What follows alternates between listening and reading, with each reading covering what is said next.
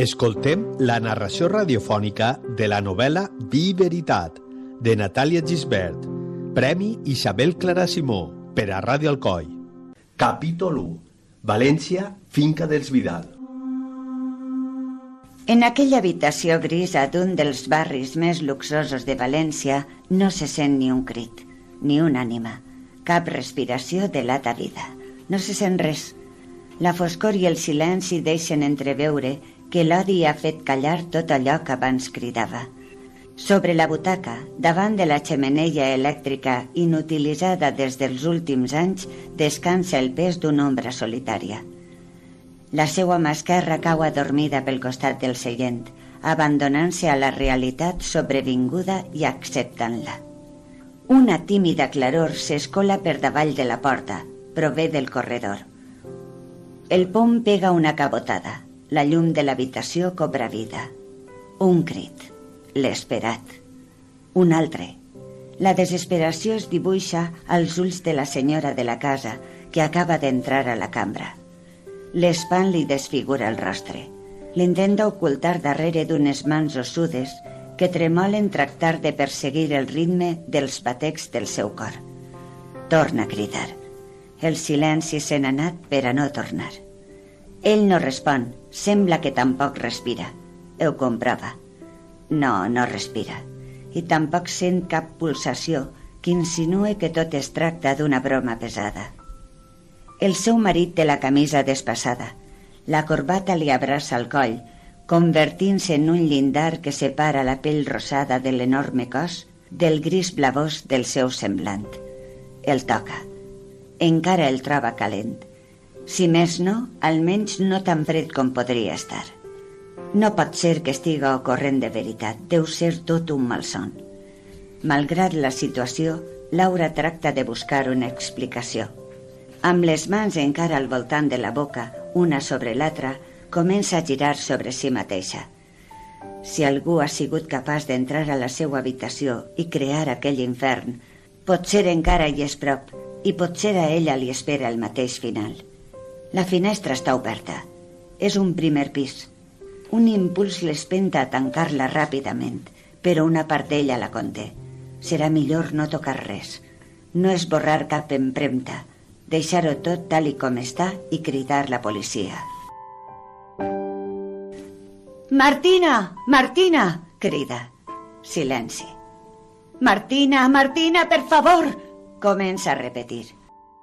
Un eriçó li recorre l'esquena, sentint-se aliena a tot el que està observant, com si estiguera mirant l'escena des del sostre, se n'adona. Això la fa tornar a cridar, aquesta vegada desesperadament. La seua filla no està. Algú s'ha emportat Martina. Capítol 1. Beatus Ille. Feliç aquell. Alcoi. Vaig vindre al Alcoi per recomanació mèdica. Bé, tècnicament no, però sempre ho vaig considerar així, per necessitat d'allunyar-me del que feia tremolar la meua estabilitat cada matí. Prendre la decisió de marxar d'on tot havia començat i d'on m'havia sentit tan feliç durant anys no havia sigut fàcil, menys encara tenint-lo ahí dient-me reiteradament que no calia que ho abandonara tot. No podia permetre que, de nou, fora ell qui decidira pels dos, qui marcara amb les seues voluntats cadascun dels meus avanços i retrocessos. Vaig conèixer Manel a Àvila, el dia que ambdós començaven el curs de policia, amb tan sols 22 anys. Sempre ha sigut un bon company, bon home i bon policia. Haver treballat junts tant de temps compartint les millors i pitjors experiències de les nostres vides em va permetre veure'l a través de la pell i convertir-lo per a mi en transparent. Anava coneixent les seues profunditats tan intensament com anava descobrint les meues. Tot allò que vam anar vivint plegats va fer que ens uniren de tal forma que pareixia que el nostre voltant formara part del decorat. Aquells amb qui coincidíem semblaven actors secundaris, contractats per a decorar el nostre món idíl·lic. Passàvem els dies junts, en la feina, en la vida. Ara deteste l'olor de cafè que ens recorda la distància, l'evasió. Abans l'adorava. Inundava el nostre estudi i m'omplia a mi mateixa d'un goig que em completava. Sembla mentida com de traidorenc pot arribar a ser el sentir de l'olfacte. Com pot arribar a transportar-te a llocs on, per decisió pròpia, meditada i assumida, havies decidit no retornar mai? Junts havíem anat creixent i creant-nos, construint l'un i l'altre sempre en plural. Malauradament, aquella casa que vam alçar amb il·lusió es va desfer amb un sol bufit, com en aquell conte per a xiquets, 17 anys després. Sempre m'ha sorprès la facilitat amb què es deixa de sentir. Quan estàs al llit, compartit amb qui més estimes, dormint donant-li l'esquena i sents de sobte el seu braç acomodant-se a la teua cintura, la sensació és meravellosa. Et sents un ésser afortunat, estimat, cuidat. Però al cap de pocs minuts de produir-se l'encís, eixe braç, eixa mà, que queia acariciant el melic, deixen de pesar, s'eleven molt lent i es converteixen en una ploma que, instant a instant, va deixant de recordar-te que han estat fent imatge envaint-te de goig. I desapareix per a tu la seua presència. Segueixen allí, silenciosos, invisibles. L'única forma de recuperar la seua sensació esvaïda és fent un lleuger moviment, subtil, quasi imperceptible. Jo sempre he sigut de manejar-me. Mi centímetre és suficient per a tornar a sentir en tota la seua intensitat allò que el costum ha fet en pocs segons que deixares de notar. Amb una mínima contracció dels músculs que estaven en contacte amb el seu cos, tornes a recobrar la sensació de calma en percebre de nou el seu pes tranquil·litzador. Però com passa en tot, en totes les relacions, un no pot remar per dos, perquè esgota, perquè et resta.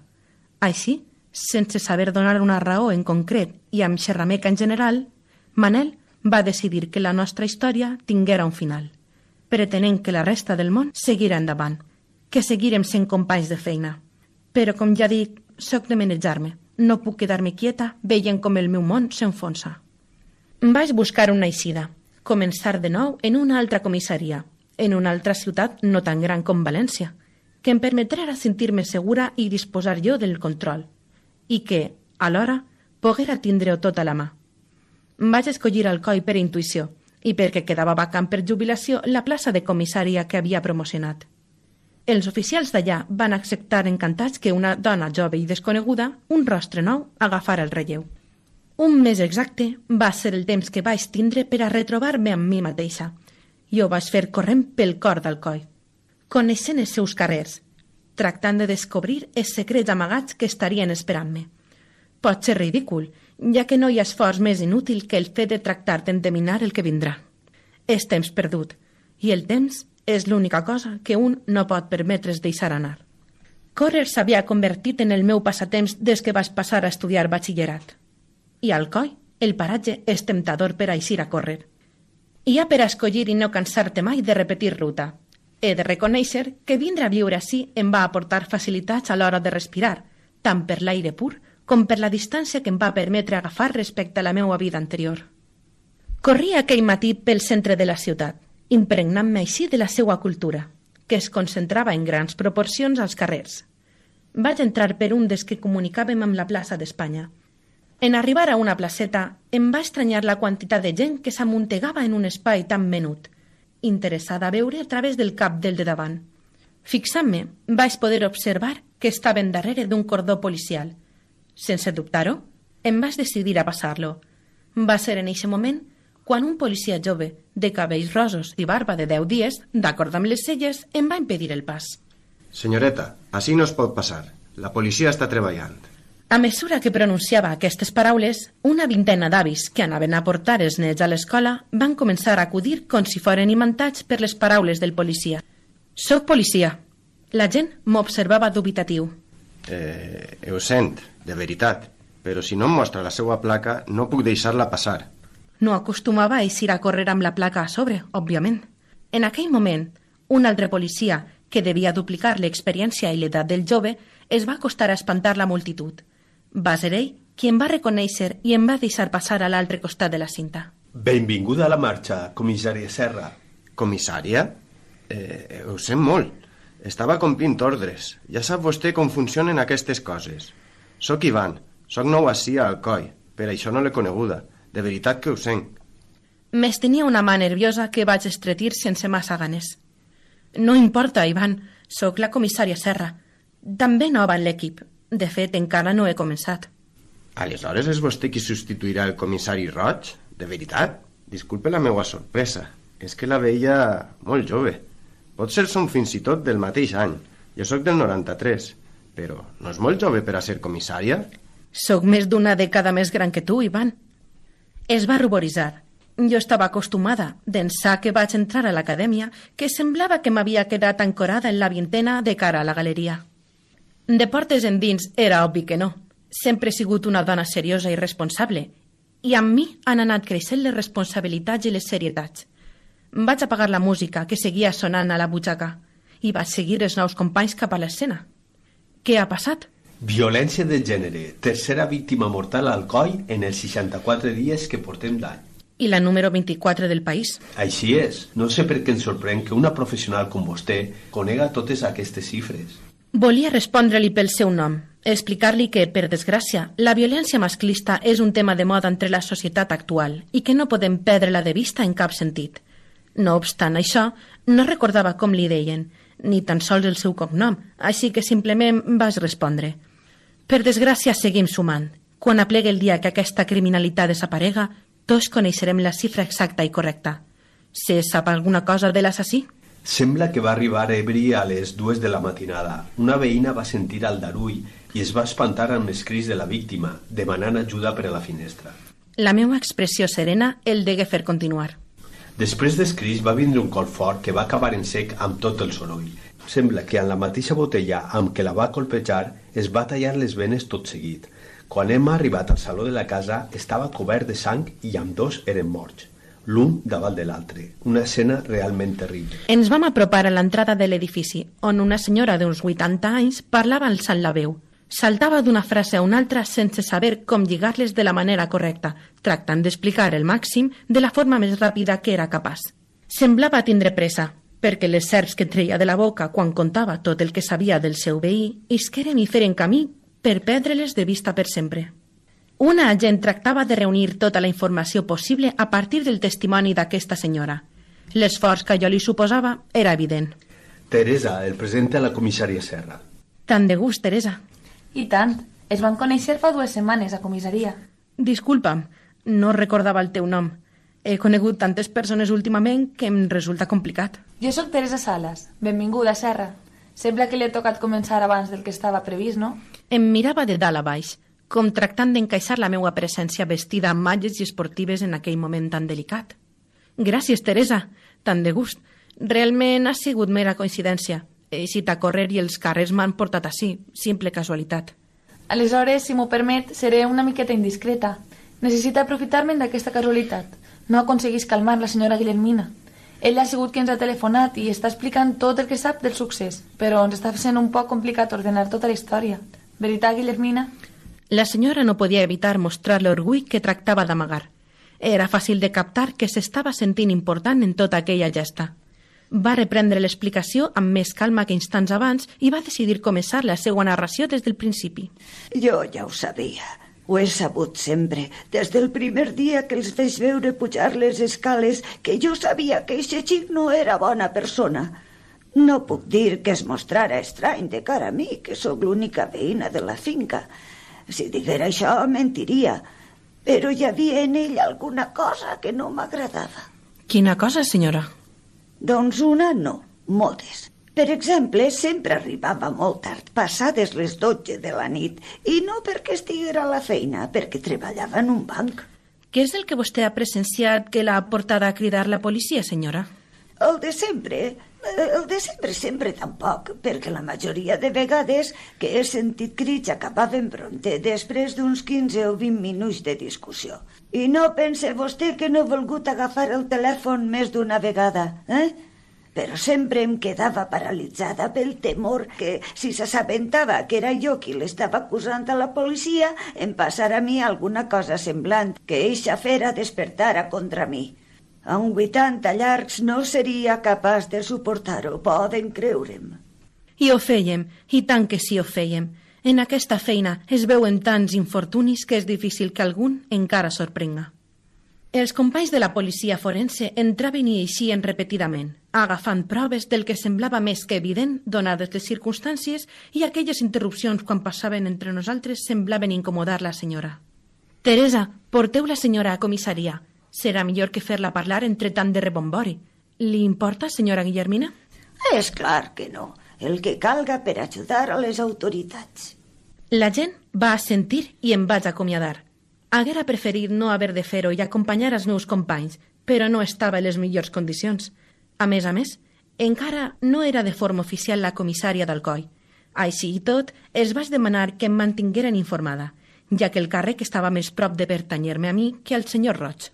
Tot allò em va despertar les ganes de començar a treballar de nou. Fins a aquell moment no m'havia sentit encara part de l'equip, i el fet de parlar amb Teresa i amb el policia sense nom i conèixer Ivan m'havia instaurat certa inquietud que no volia calmar. «Benvinguda, Lila», em vaig murmurar. M'havia acostumat tant a aquella forma de dir-me que ja la sentia com meua, com si fora la segona part d'un nom compost. Maya Lila. Manel va decidir que aquest era el nom que pensava utilitzar per a dirigir-se a mi. Em deia Lila perquè considerava que cap altra paraula podria reflectir d'una manera més clara com era jo. Per una banda, dona, perquè el color morat és el color de la dona, i deia que era l'única dona de la nostra comissaria a València, l'única que romania allí mentre promocionava internament sense canviar de lloc de feina.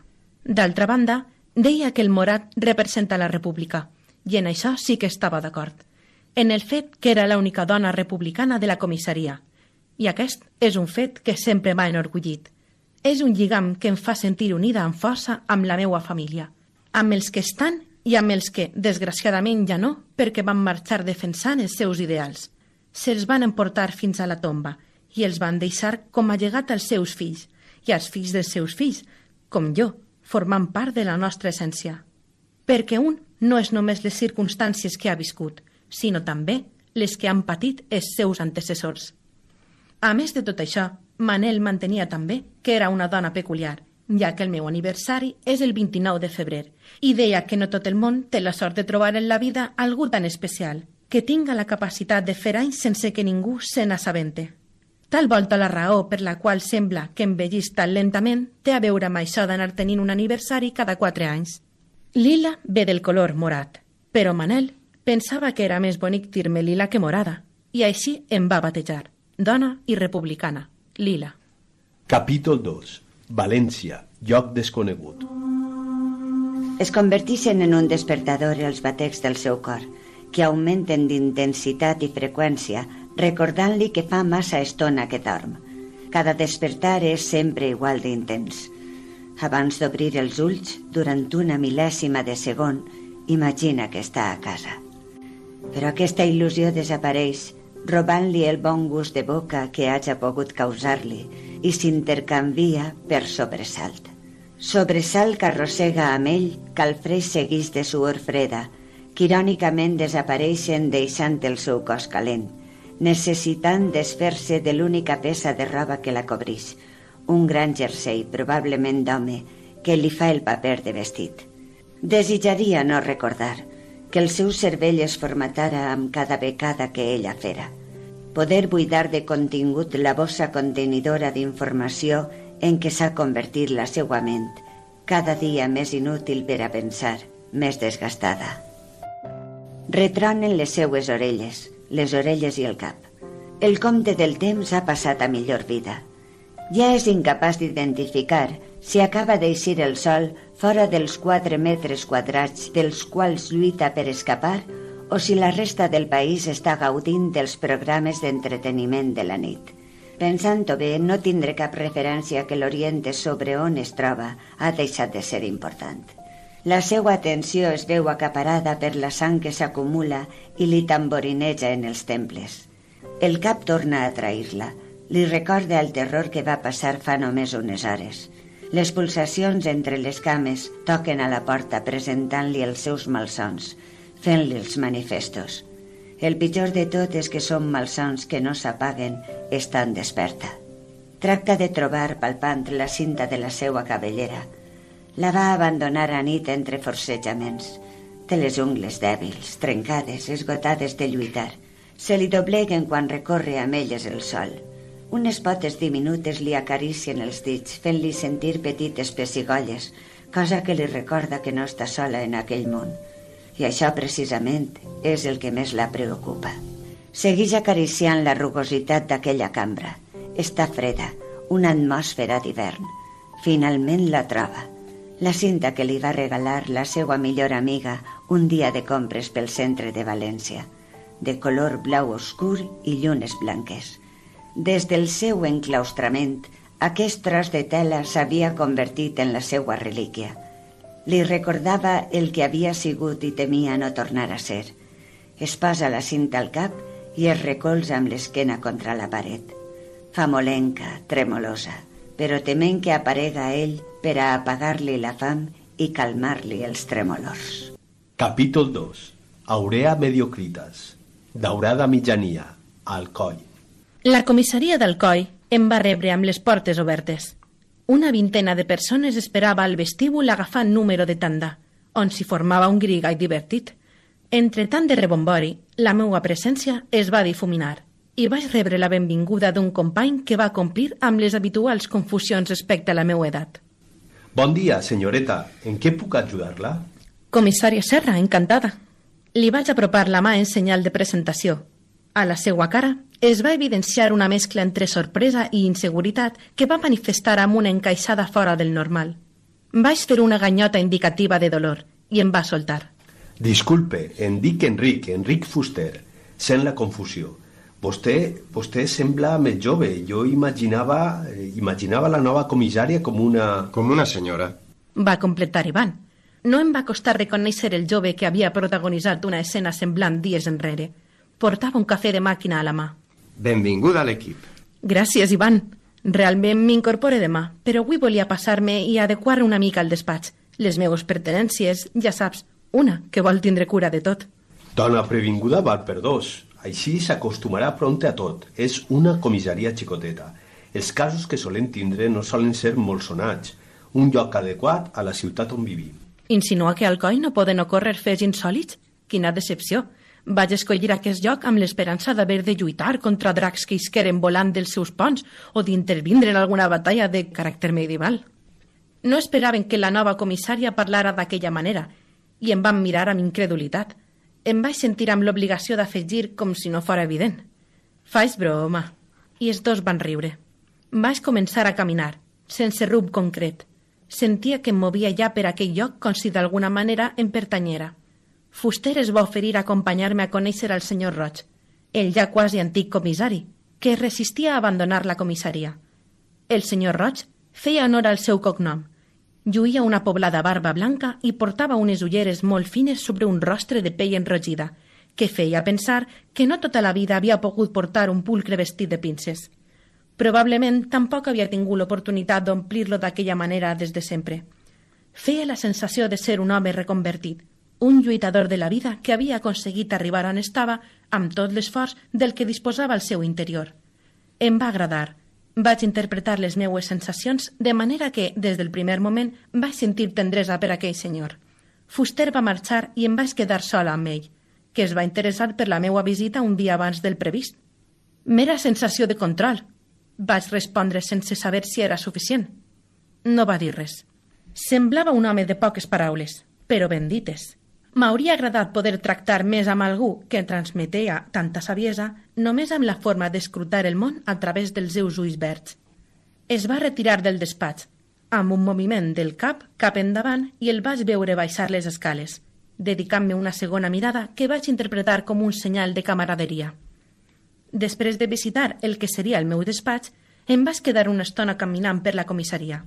D'alguna manera sentia que la meva presència allí era benvinguda, que acabaria considerant aquell lloc com una segona casa. No sabia malament aquell sabor d'acollida, florint entre el regust d'encetar una nova etapa sense la companyia incondicional de Manel. La comissaria tenia clivelles a les parets que trencaven l'harmonia pretesa amb pintura blanca. Sentia que aquell lloc tractava d'amagar la seva edat com aquell que no accepta que la vida passa i que les marques que deixa són només senyals d'un passat viu. Si bé era cert que li faltava una mica de restauració, l'edifici es presentava com a inici d'una nova vida que prometia ser còmoda i tranquil·la. Res més lluny de la realitat, com aniria assabentant-ne poc després. Eixa vesprada em vaig dedicar a mi, a pensar sense passar-me en massa. Amb l'uniforme planxat i penjat esperant-me a la perxa, em recordava que havia travessat una línia de no retorn i que en poques hores faria un pas endavant que ens separaria encara més de la meua vida a València. Allí sola vaig sentir en claredat la realitat que se'm presentava. No tenia ningú. Fou així que em vaig adonar que m'aniria bé un company de pis i em vaig decidir a adoptar una gateta de la protectora d'animals. Tenia 4 mesos i la cua trencada. Li vaig posar el nom de Tigris. Tenia por i necessitava que algú tinguera cura d'ella. I jo necessitava tindre algú a qui cuidar. Va ser en ple viatge de tornada a la nostra llar que vaig rebre una trucada. La primera de moltes que anava a haver de suportar i que trencarien la pau que encara no havia aconseguit assolir per complet.